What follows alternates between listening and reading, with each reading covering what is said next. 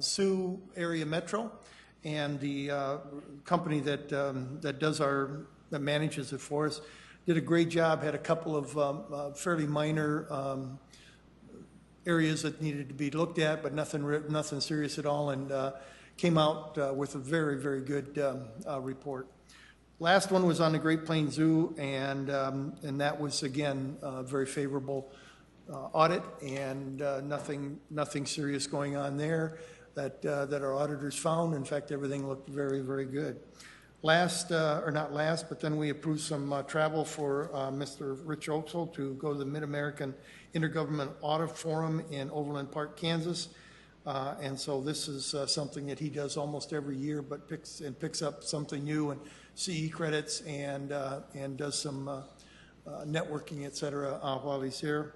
Last thing on the agenda was we do have an opening in the audit department, and we are in the process of, in fact, right now, we have set up next week interviews for 6 people to look at, and then we'll be coming back. People on that on that hiring committee are myself and Rich Oaksall and Arnie Martins from the committee. So we have a good selection of people that will be making that decision, and we'll bring that to you. That is it. Any questions for Councilman Rolfing on that issue? Councilman Jameson? When will those audit reports be given to the council? Mr. Oaksall will answer that.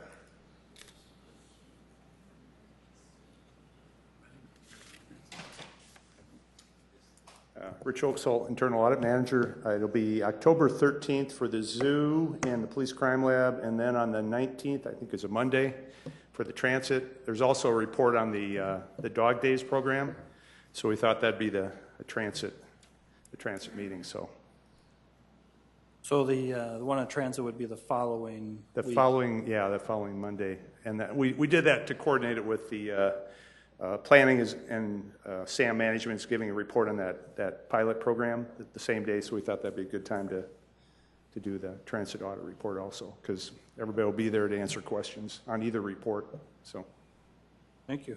All right. A little further discussion on that too, if you don't mind.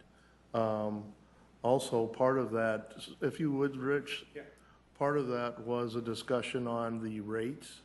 Yeah, we had a recommendation to increase the paratransit rate from $2 up to $2.50. Yeah. Okay, it's just a $2.50, not to $3. Yeah, but then we also said that all the rates should be looked at regularly and adjusted accordingly. It had been a long time since anything had been changed until the August 4th meeting, where there was some adjustment to the fixed route. Okay, thank you. Okay. I've spoken to some of the riders and that on paratransit, and some of the responses were that they do not want to be a burden onto the city, and that they would accept a rate increase and that of 50 cents and then taking a look at it. So I just wanted to bring that forward to the council, that some of the riders themselves have now, taken that responsibility, and they understand that they need to contribute also, and more than what they have up to this point. So that'll probably be something we'll see after we get the PTAB and audit reports. And I will support a rate increase at this time. So just to make that comment. Any other questions, comments on this? All right. That didn't come from me.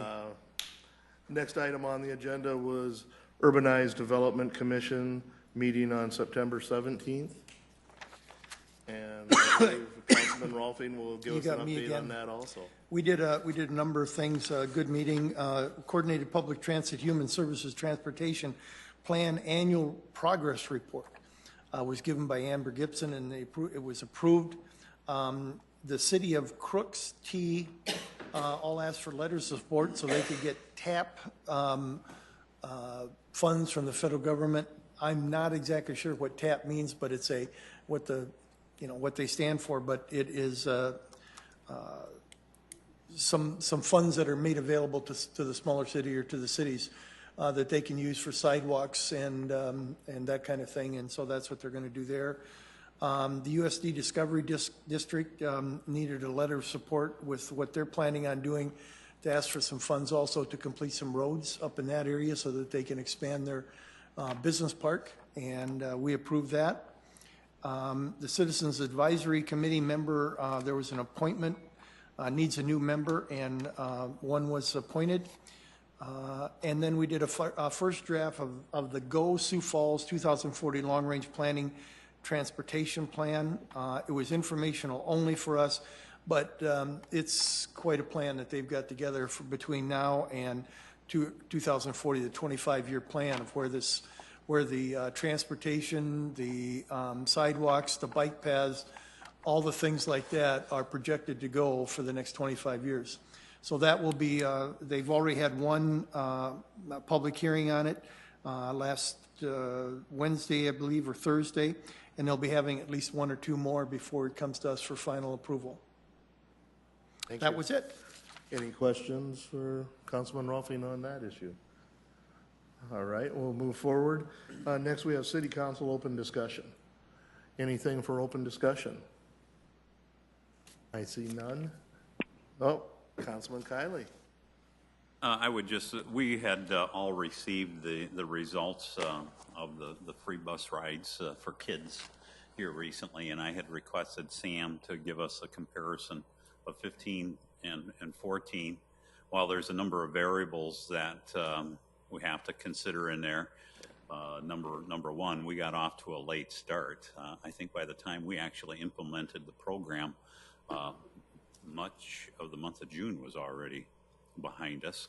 So it's not surprising to me that we were trailing in May and June compared to in 14. And then we did see a slight uptick in July of about 150 riders, and then a very significant increase in August of almost 1,600. Of course, there again, one of the variables is that in 14, school started earlier.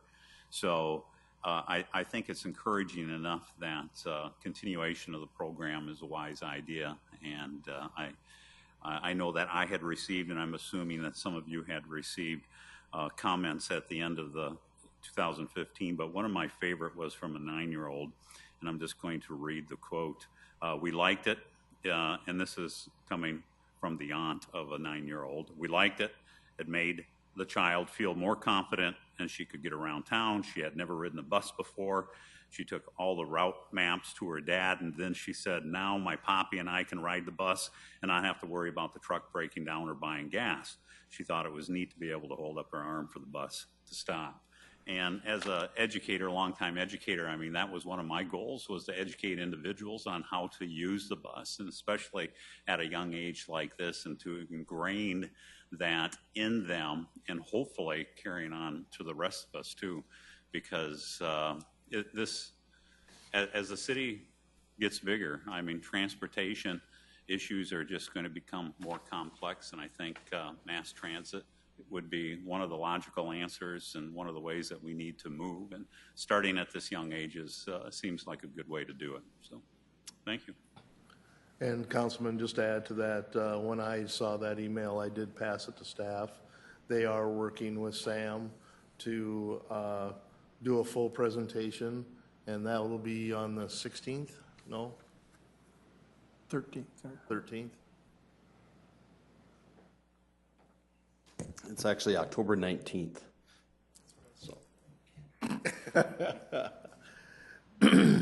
So we'll have a chance to discuss that over again. And I do agree with you. I feel that the numbers in the very short time period that we had enacted that program is showing that we should continue that. I agree.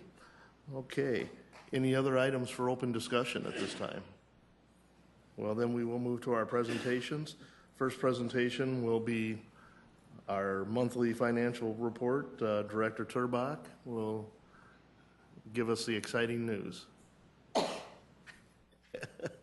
Always exciting, right? Definitely. Tracy Turbach with the Finance Office. And I know you've got maybe some even more exciting items on the agenda later. So I'll go through my presentation and cover your questions as best I can and as briefly as we can. So looking at the economic picture since the last time we talked, unemployment in the Sioux Falls statistical area has come down a little bit. July is the latest data that we have. 2.6% is the local unemployment rate.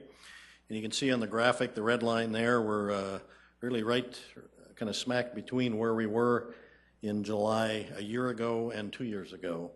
So last year it was actually a little bit lower at about 2.4%, and 2 years ago it was 2.8%. So we're still comparatively, by most areas of the country, certainly very, very low unemployment rate.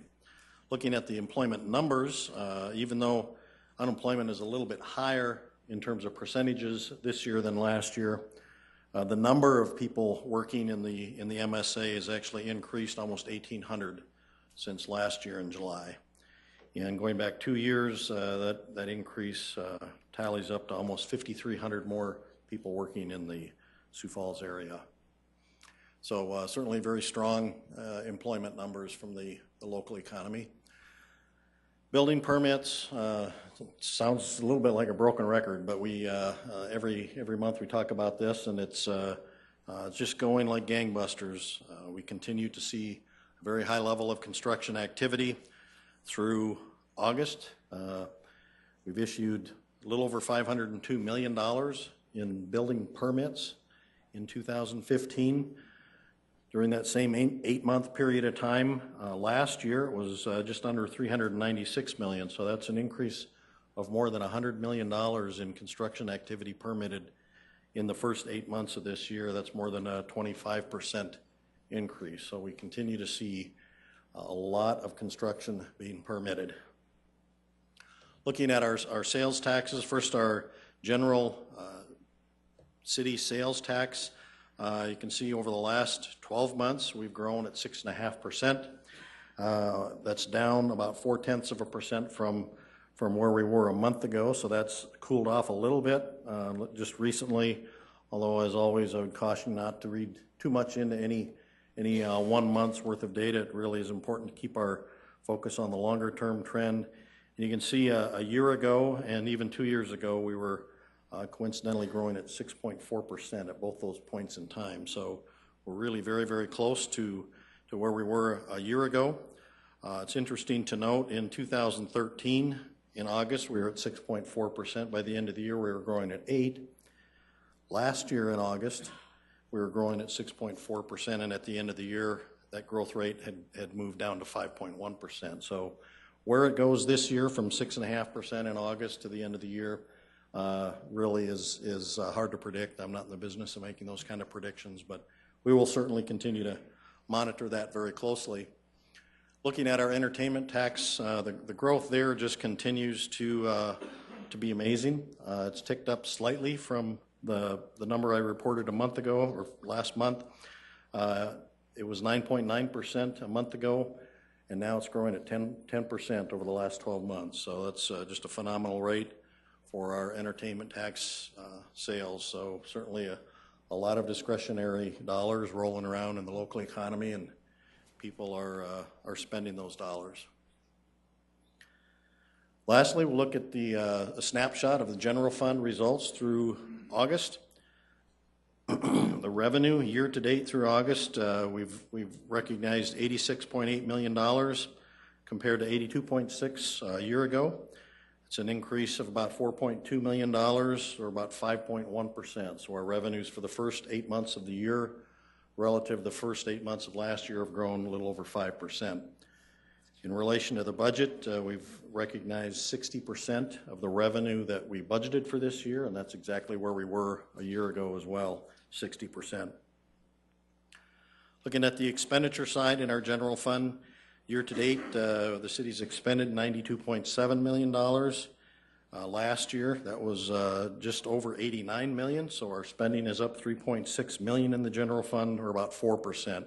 So our revenues are growing at a little over 5% so far this year.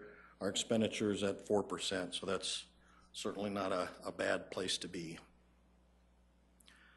the expenditure side, in relation to the budget, year to date, we've expended 62% of our budget. Last year at this point in the year, we had expended 63%, so we're right on track with where we were a year ago. So really nothing unexpected that's happening in the general fund. Expenditures are tracking right in line with budget and with past experience, and revenues, really nothing unexpected is occurring there as well. So all in all, I think a very favorable, very positive financial update.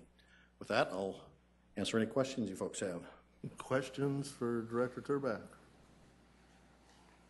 I see none. Okay, thank you.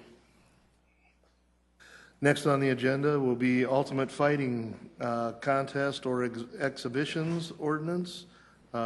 Councilor Christine Erickson will be giving us the first update.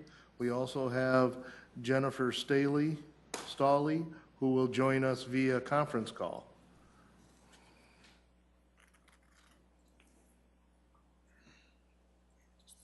And Ms. Staley is a member of the South Dakota Athletics Commission.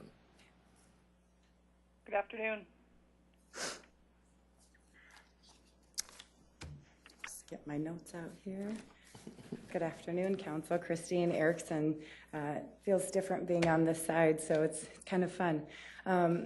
Jennifer is on the phone, and I will turn it over to her, as well as a couple people that I've invited to answer any potential questions and to make some additional remarks in regards to their expertise with this particular kind of sporting event. So first of all, I know that the slide starts off by saying Ultimate Fighting Contest, and that's what it is called in our ordinance. That's actually a trademarked, coined phrase that is owned, and so throughout my presentation, I'm going to be referring to it as mixed martial arts, or MMA, as we go on. In 2005, I'm going to move slides. In 2005, the City of Sioux Falls, the City Council restricted MMA to be held at city-owned facilities and city-owned park. At that time, there were no state regulations in place. Fast forward 8 years to 2013, where Senate Bill 84 was introduced by Senator Mark Johnston and Representative Schremp, requesting to create the South Dakota Athletic Commission. At this time, I was a legislator in the House of Representatives and took part in several debates and conversations during the session. The bill was later passed and signed into law by Governor Dennis Dugard. The South Dakota Athletic Commission,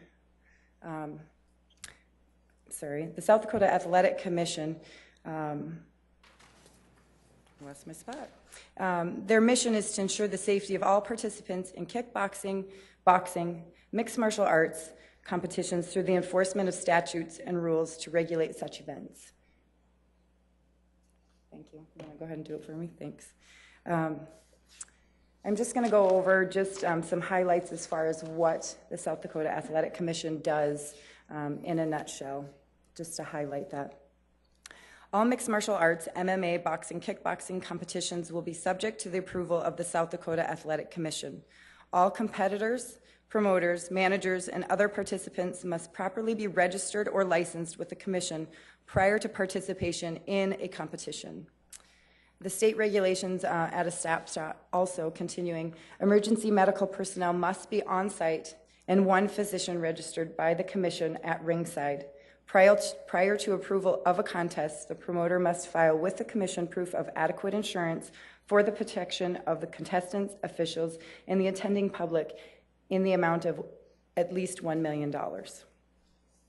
The promoter must also provide proof of health insurance. Minimum benefit is $10,000 for health and $10,000 for accidental death benefits. The promoter is responsible to pay any deductibles necessary, including the deductible of the contestant's primary insurance, if applicable. Drug testing. Contestants are subject to drug testing for prohibited drugs, stimulants, and non-prescription preparations. The mixed martial arts contest may not be less than 20 rounds. Mixed martial arts contest may be not less than 20 rounds of mixed martial art competition on any one program of mixed martial arts. A licensed referee must direct and control the contest, which we do have a licensed referee here today that will also address you. 3 licensed judges must be in attendance and render a decision at the termination of each mixed martial arts bout. In 2004, House Bill 1049 was also introduced and made adjustments enhancing the board as well as establishing additional guidelines. Today, what I'm bringing in front of you is the opportunity to repeal a redundant ordinance. State regulations has 48 pages of rules and regulations of which this athletic commission must adhere to. There is a copy at your desk, but this is what it looks like. There are definitely rules in this sporting event, and it's a very highly regulated event as well. The repeal of this ordinance would allow mixed martial arts activities at city-owned facilities, still allowing facility operators to have that discretion. Currently, right now, these events are taking place in our community and in our state. This just simply gives another tool in the toolbox for promoting and having those conversations with folks that want to get to the next level. Oftentimes wrestlers that have that dream of continuing to wrestle at the collegiate level or even further, they become involved in mixed martial arts, and oftentimes people get involved in mixed martial arts and don't compete. It's a great athletic exercise, if you will, for people that might not even want to compete. Like I said, the economic impact on having the opportunity of having the Super Bowl of events potentially hosted in Sioux Falls would be great on our community. This isn't necessarily the discussion about the merits of if you enjoy a particular event or not. This is simply allowing it at a city-owned facility. I've also invited Chris Samurai to attend as far as what SMG can and can't do currently with the way the ordinance is written. I don't want to speak for him, but right now those conversations can't take place because we have an ordinance in place restricting it. So he's not even allowed necessarily to talk about promoting in this building without having that ordinance repealed.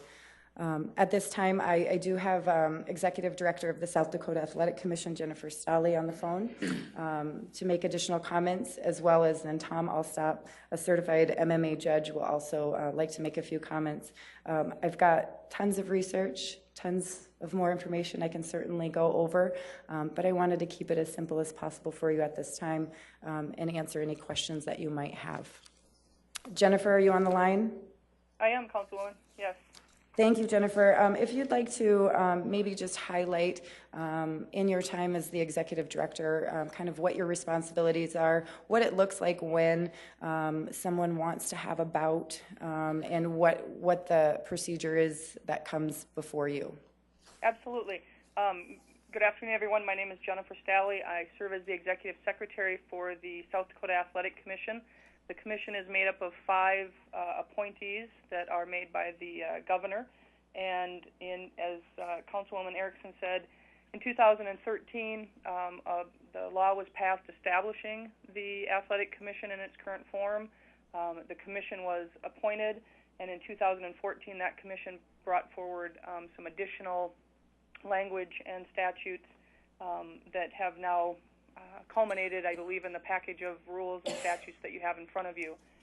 The role of the commission is to oversee and approve any mixed martial arts, kickboxing, or boxing events that are held in the state of South Dakota. Those events need to be approved by the commission before they can take place. In those jurisdictions, like Sioux Falls, where you have an ordinance on the books right now that may have some additional requirements, the events also have to be approved locally. But for instance, in Sioux Falls, where we have had 3 approved events since the events began, the first one being on August 21st of 2014, those events are approved by us and then also have met your requirements. I think as the Councilwoman Erickson alluded to, at this point the events that are being held in Sioux Falls have been held at the Sanford Pentagon because that's not a city-owned facility. And the commission certainly would adhere to your city ordinance if you keep in the prohibition.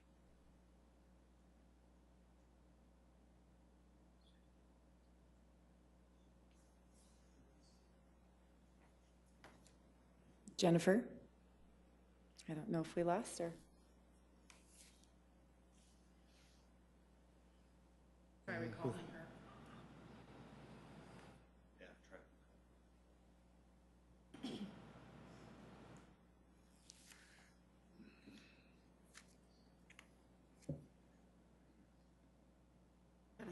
have to redial her then if it's. A little technical difficulty. We'll try to get Jennifer back on the line.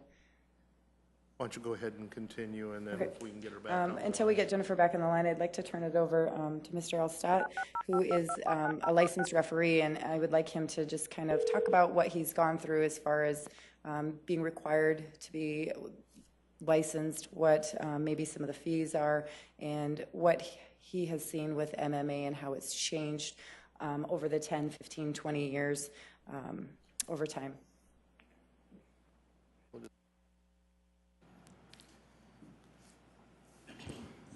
Thank you, Councilwoman Erickson.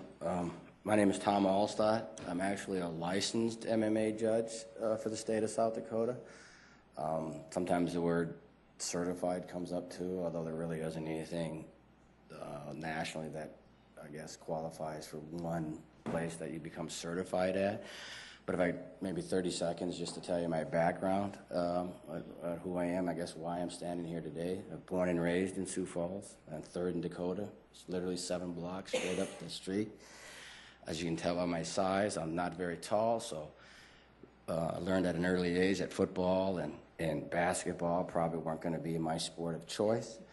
But I also learned that at my size, that those sports that had weight-based or size-based requirements to it were areas that I excelled in. I started wrestling at the local boys club probably in the late 60s, early 70s, which is also just 2 blocks down the street at that time. I guess wrestled, for our local junior high school at Axtell Park back in the 70s when we had a wrestling program there. I was also fortunate to wrestle for our local high school at Sioux Falls, Washington, under the great coach Ray Wellman in the late 70s, early 80s. Hopefully I'm not telling you my age, but it's been a while. I was also fortunate at that same time period, probably late high school, maybe first year of college, that I also boxed with our local Sioux Falls boxing club. I was fortunate under the tutelage of Coach Joe Taylor to be a state champion in that sport, another weight-based sport that I did well at. I also did martial arts, taekwondo, during that same time frame in my life, and approximately 2 years of that at the Sioux Falls Boys Club. And then I went off to college. I went to USD here locally. Of course, USD doesn't have a NCAA wrestling program, but I wrestled there in the club program and intramurals. Did well there also. And then obviously, long before MMA was here on the scene, and there really wasn't anything for me to do in those sports after college. But as MMA comes, UFC, I think we probably all are probably familiar with UFC. You know, that's where UFC 1, where I was exposed to that sport, where you see a small guy that's, 160 pounds, 5'10", go through a tournament with that jiu-jitsu background and win a tournament. That turned me on to boy, I wish they had that when I was 20. But my age, of course, keeps me out of participating inside the cage. But I'm passionate about that sport, so I was hooked from day one. And then through the course of the years of being just a fan and loving the sport, it got to a point to where I became knowledgeable in it. And then I thought about maybe becoming involved outside the cage in the sport as opposed to inside of it. And that's where I guess thought about maybe becoming an official as a judge. And I spent probably 2 years just judging UFC fights on my own with the criteria that's used for the Unified Mixed Martial Art rules, so I could better become involved in the rules of it. And then I actually, in March of this year, went out to Los Angeles, California, to the Ultimate Training Academy that has a judge and referee certification course to actually go to school and learn it at the professional level. The Ultimate Training Academy is run by Big John McCarthy, that you may recognize him as one of the referees that we often see in the UFC cage. It's considered the Harvard of the training, if you want to be a judge or a referee, one of them, I should say. And I was able to get, he has a certification course called Certification of Officials for Mixed Martial Arts and National Development, a highly recognized program. and I completed that program, and then came back as really just a fan still of UFC. And then some of my friends encouraged me that maybe I should take that expertise that I had, just being a fan on my own, and really apply it to our state and our sport, because we really don't have those people that maybe have taken the time and the diligence to become professional at this. And it was then that I applied to the state for a license to be a licensed MMA judge. And certainly you have to submit your application form, and you have to show competency, obviously. And of course, the commission makes the decision as to whether or not they want to license you to be a judge, and they made that determination that I could be. So that was in approximately March, or I don't know what the time frame was of the actual license. And then, of course, the commission appoints licensed judge for these events, and it was our last MMA event here in Sioux Falls that they appointed me as a judge for that. So I don't know, I guess the commission can answer the question. I don't think we have any licensed judge in Sioux Falls, I'm not sure, but we have one now. And I think the sport has come a long way in 10 years. I know this is kind of, for some of us, it's an old debate, but hopefully we're not here to debate the sport any longer. We're here to debate whether or not we can put on a professional show, and can we bring some of the big promotions to our city.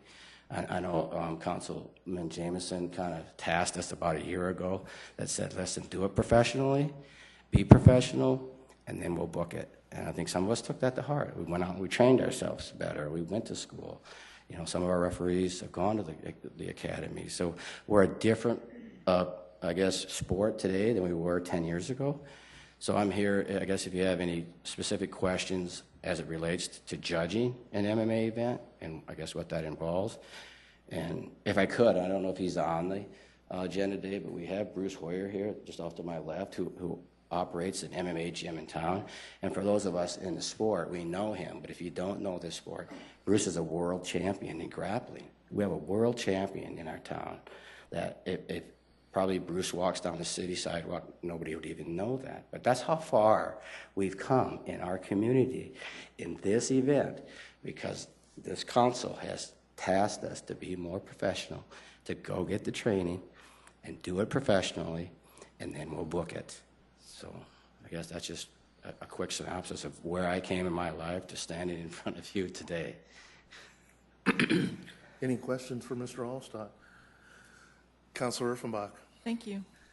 Thanks for sharing a little bit of your story. That's pretty interesting. I have to admit I have really no idea what you're talking about, and I really don't need to know what you're talking about. But when the Pentagon had its first fight, its first MMA bout, or whatever you call them, that was when I first started hearing from citizens talking about that's not what our community is about. They talk about cage fighting. They talk about how ugly it is, those kinds of things.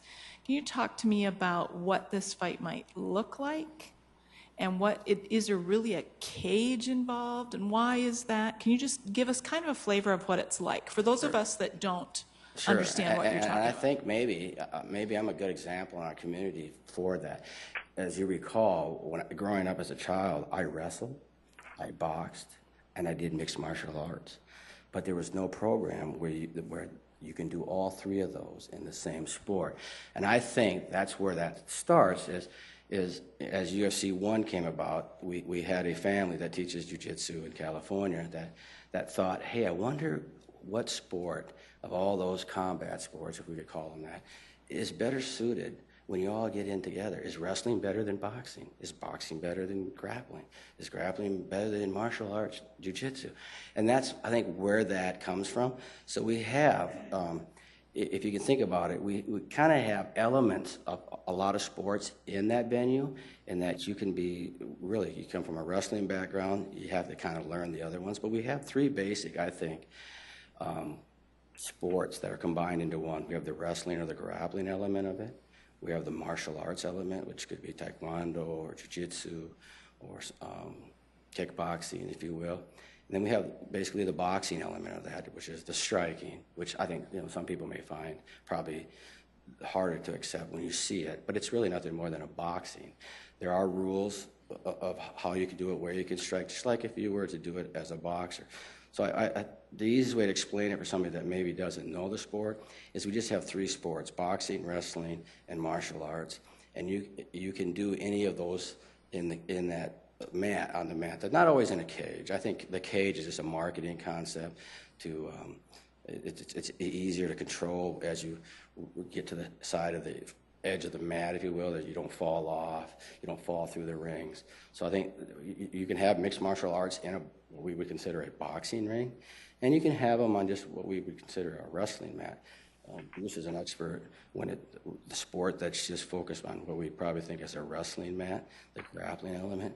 So it's probably those 3 elements that come together to see which one of those elements would reign supreme in a sport. If I might, Mr. Chair, I think it's important for citizens to understand. I'm one of the few on the council that grew up West River in South Dakota, and wrestling is big West River. It was almost more prestigious to be a wrestling cheerleader than a football cheerleader where I came from, right? So I think that we need to put it into that context, that what is it like that I already know? And I think that's what you've done. I think we're talking about wrestling and boxing and sort of a Mixed martial arts. Martial arts, kind of all in the same thing, and it has its own rules. And I think that also is really important for us to understand. This sport has its own rules. And then I would just say one final comment, that if you don't enjoy the sport, you don't have to buy a ticket and you don't have to go to the event. So thanks for answering our questions. And we really, we're with you too. If it's going to be in our community, it's here in our community already. Right. If it's going to be here, let's be professional. Well, we have a responsibility that we advance our education on it so that you have people to select from that are, and I'd rather have a Sioux Falls person be out there as a judge than an out-of-state person that has to come in, because he doesn't understand our values here. But we have them now that we maybe not had 10 years ago. But you're right. I think the sport, it's easy for me because I grew up in, if we can call them those combative sports, wrestling, boxing, and martial arts. So it's easy for me to see, well, what's the big deal? It's just 3 of them together. But if you don't come from that sports background, it may be hard to conceptualize having all 3 of them in the same ring. But that's really all it is. It's just boxing, wrestling, and martial arts at the same time. And if I may relate to your wrestling, as a wrestler, as I travel and try to educate myself on this, the 2 questions I get asked about South Dakota is, 1, is it really that cold there? And 2, in this sport, they say, South Dakota, they still consider us to be a wrestling mecca. There's still some people out in California that still consider us to be a wrestling mecca. And we were. And I was fortunate as a child growing up in the 60s and 70s that South Dakota was a wrestling mecca. And there's people outside our state that still consider us to be the mecca of wrestling here. Well, and if you look at some other national sports figures right now, many of them are from South Dakota, and they do have wrestling backgrounds. So there's validity. And that's not the same thing about the other sports Absolutely. In our community. I just happen to be a background in that sport, so it's easy for me to have those discussions with people. Mm-hmm. Any other questions from the council? Councilwoman Erickson, this is Jennifer. I've rejoined. My apologies.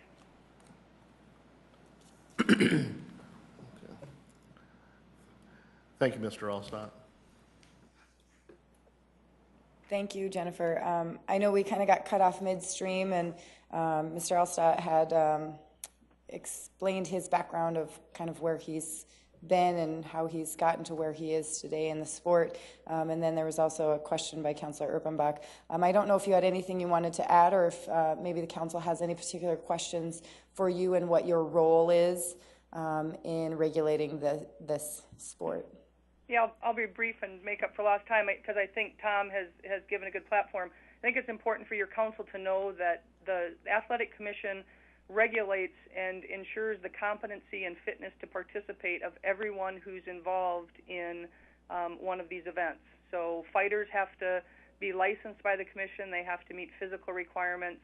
They have to, have blood tests. We run them through national databases to make sure that they're not suspended in another state for any medical reasons or disciplinary reasons, so that we're sure that the people who are participating in these events are professional athletes and that they are fit to be undertaking these types of events.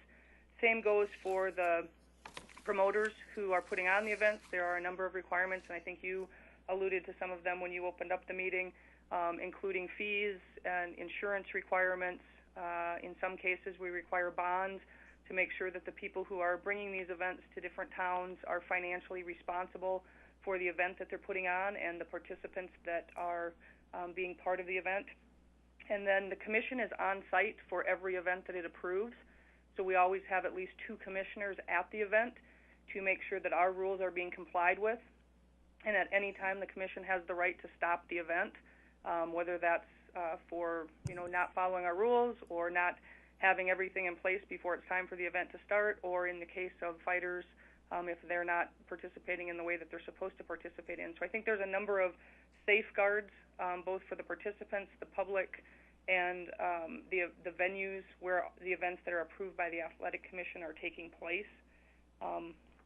Again, as I was saying, I think before I got cut off, as I review your current ordinance, with very limited and minor exceptions, I think that the Athletic Commission's rules and the statutes that have been passed either are the same as what you're trying to enforce or actually enhanced in many instances. And so I would see in many areas where we have a duplication that may not be necessary at this point.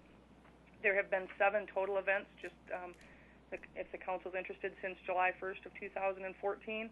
3 of them have been in Sioux Falls. All of them in Sioux Falls I would describe as being incredibly professional, both from a promoter standpoint, the venue where the commission had the event take place, and the athletes who participated. We also have had 1 event in Rapid City, 1 event in Deadwood, and 2 events take place at the Sturgis Rally. Those 2 were professional events. So I think the rules that are in place are making sure that we're bringing a high quality of competitors, and the financial commitment that we're asking of the people who are in charge of these events are making sure that only serious folks are asking people to participate. Thank you, Jennifer. Any questions for Jennifer? Or, Councilman Rolfing? well, either Jennifer or Christine. It says here that the contest may not be less than 20 rounds. Does that mean you have to have there's so many bouts within that? That's not going 20 rounds with 2 people, right? Or No, is it? It's not. Jennifer, do you want to talk further on that? Did you hear Councilman Rolfing? That's one of the safeguards that the commission put in place to make sure that the promoters who are putting on events are serious promoters. I think to use the description that was used earlier, the days of someone hooking a cage to the back of their truck and driving out to a field and asking who wants to get in the cage and fight are over. And I think that's the perception of what mixed martial arts was. That's not at all what is being regulated or brought forward as mixed martial arts now under the Athletic Commission. And so one of the requirements that the commission put into rule was that if you're going to have an event, you need to have at least 20 rounds on that card, meaning that you have to have put some effort into putting that card together. And if you drop below 20 rounds, you're not able to go and pick people up at the last minute because fighters and officials need to be registered ahead of time with us. And so it really has elevated the level of professionalism and the level of athletes who are participating. That was the intention of that rule. How many fights are 20 rounds? I mean, No fights are 20 rounds. A card is. How many rounds to a fight? Normally you see either 3 rounds or 3 rounds. And so if you're an amateur, you'll see 3 3-minute rounds. If you're a professional and you've agreed to a title fight, you may see 5 5-minute rounds. Part of that is determined by the title that the fighter may be fighting for. Part of it is negotiated by the fighters and the promoters. But 3 to 5 rounds is the most that someone would be competing. Is the most. Okay. That was what I was wondering. Christine, you talked about potential economic benefits. Can you explain that more? Well, what I'm talking about in regards to the economic benefit, if we're not talking about a 2,000 person event to be held at the Denny Sanford Premier Center. We're talking about a main event, a big event, which is going to take a lot of hard work on the SMG staff. And I have full faith in them, but it's certainly not a guarantee that that's a gig that we can land, so to speak. you know, it's something that they can potentially promote. And if we can get, I say we, meaning SMG, if they do get an event held at the Premier Center, the economic impact that it would have on our community would be very, very large. Oftentimes, I would say 99% of the time they're televised, so it's putting, you know, the community on the radar as well as promoting our community. People come in internationally, so the flights that come in, the hotels, restaurants, shopping, and it's usually over a few day period because they're here training, they're getting acclimated to the area, and you know, as Tom and Bruce have been to some of the bigger events held in Las Vegas and other larger cities, you can only imagine what the impact would have on that, because it does have a huge fan base and a big draw of these competitors would be coming from all over the United States and potentially world, as a lot of these competitors are located all over the world. Thank you. Any other questions from council? All right. Councilman Jameson. Thank you. I was just trying to think of the event that was held last at the Pentagon. What was the name of that? I'm not sure the exact name of that event. I possibly would have it in my Tom might know. file. Councilman, I think you're referring, it was Resurrection Fighting Alliance on August 21st, and I believe their event was featuring the U.S. versus Brazil. Right. I happened to go to that event, and I heard it was sold out, and I heard it was televised. Is that true? I believe so, yes. Oh, I'll let Bruce answer that. Bruce is the owner of the MMA gym here in town. okay. Hi, Bruce. Whenever like an event happens, like the RFA, I apologize, Bruce Hoyer, I own Next Edge Academy in town. I have about 180 members at that gym, 30 of which are probably fighters. The rest 150 are just people that want for exercise, things like that. I hope anytime any event comes into town, which for the last few years hasn't been for a long time, but the RFA is one of the biggest organizations besides the UFC in the world.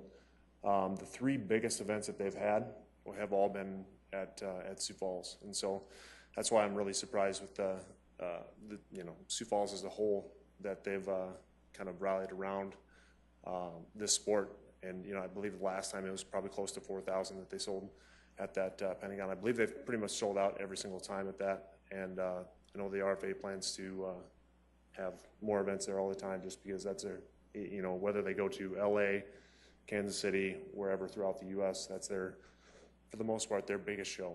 So, Very good. Thank you. And Christine, if I could ask a couple questions. So in summation, you're really looking to repeal this ordinance, the city ordinance, and just go with the state's law, right? That's correct. Turn it back to the experts. They've got a team of fantastic people that sit on the commission that really know the sport inside and out, and their regulations are very extensive and have the athletes' safety in mind through their regulations. Have you had a chance to review that proposal with the city attorney and or others to determine if there's any missing pieces that the city needs to cover, perhaps? I have talked to Director Turbach as well as Attorney Dave Fifley. We haven't combed through it with a fine-tooth comb, so to speak. I know that Jennifer had mentioned that there were some conflicting language because of the Athletic Commission is now here, and this our ordinance was from 2005, so there is some conflicting language that will need to be changed regardless. But I guess I didn't go to them, and since it's just a full repeal of that ordinance, there's nothing that has been written at this time. So since it was a full repeal, we have had conversations as far as legality and who's held liable if we did have an event. And Mr. Fifley did pull the contract with SMG, and it's the same as if it were a Jason Aldean concert, Def Leppard, rodeo, hockey, or an MMA event. It all is the same. Okay, thanks. Any other questions from council? If I may, could Yep. we hear from the event center team or gentleman that's here from the event center to see their opinion of this type of event? Is this some type of event that you guys would actively pursue if this ordinance was repealed? Sure, thank you for your time. My name is Chris Semmer. I'm the Assistant General Manager of SMG. We're very interested in following this discussion because we're always looking for different types of content to bring into the facility. And there's really three main criteria we look at for every booking. Is the event safe for participants and guests? Can it be profitable? And is it a quality produced event? And if one of those three don't match up, we pass and go on to the next opportunity. We think MMA very well could be another option that we could look to bring into the Premier Center for a profitable event in the community.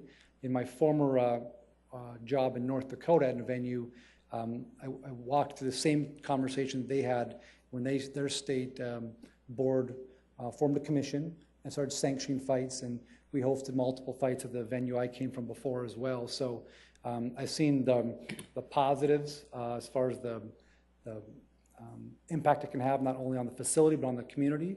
And I think if done correctly, it could be something that could be a big deal moving forward for Sioux Falls. There's been great success so far at the Pentagon, and I think what we're interested in is a kind of level playing field so we can research some major events to bring to the community. There's no saying that'll ever happen, but we'd sure like to explore that, and to do that actively, we need to be able to host it under the current language does not allow that. Thank you for answering my other question as to other SMG managed facilities have these events.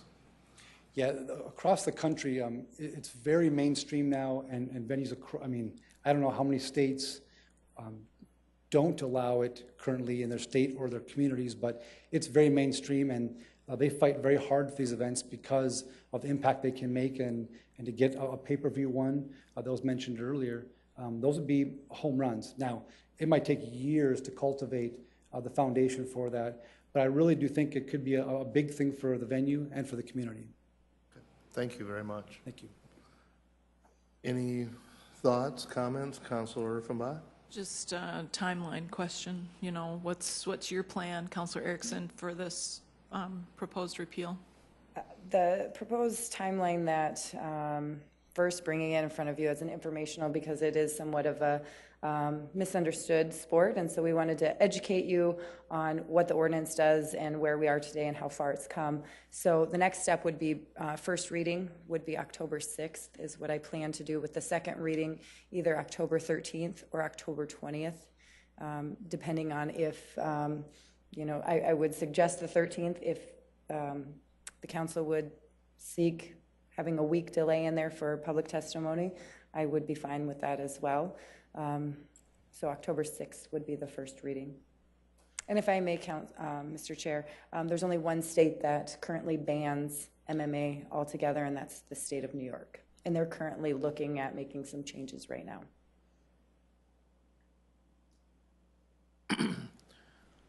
Any other comments or questions? I believe the state of New York has, their athletic commission is a lot different than a lot of other states. I remember during boxing, Yes. that commission is a lot more restrictive than any athletic commission in the country. Yes. So it's interesting that they are looking at that too. And also, if I may, this is a sport I remember back in 2000 when this sport was pretty much, you just never knew who you were working with. And I think that, you know, they've had some issues, but they've worked through those. I do remember following the council when this item actually came up, and one of the major concerns was that we did not have an athletic commission, a statewide commission to certify judges, promoters, and fighters. And now we do have that in place. It shows that it is working. And as Councilor Erickson and I have had some discussions on this, I believe that this is a good time to bring this issue up and allow our city to be able to move forward with these type of events also. Any other comments? Questions? Thank you for your time. Thank you, Councilor Erickson. And I also wanted to thank Ms. Stawley for also calling in and giving us information on that. Certainly. Anything else from the council at this time? If not, this meeting is now adjourned.